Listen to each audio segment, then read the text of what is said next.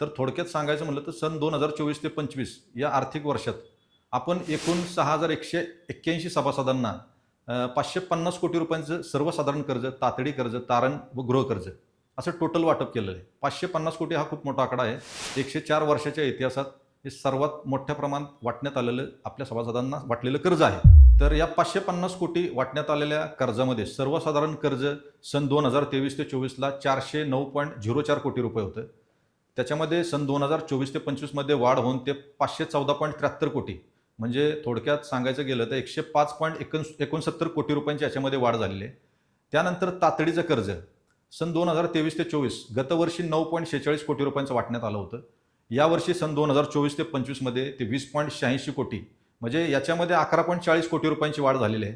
त्याचप्रमाणे तारण कर्ज असो, गृहकर्ज असो, असं टोटल कर्ज सन 2023 ते 24मध्ये मागच्या वर्षी 444 कोटी रुपये वाटण्यात आलं होतं आणि यावर्षी म्हणजे 2024 ते 25 साला त्याच्यामध्ये वाढ होऊन ते 550 कोटी रुपयांपर्यंत गेलेलं आहे.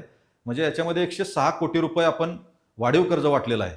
मध्यंतरी जी अडचण आलेली आहे त्याबद्दल मी आपल्याला या व्हिडिओच्या माध्यमातून सर्व सविस्तर गोष्टी आपल्या समोर त्या मांडण्याचा प्रयत्न करणारच आहे.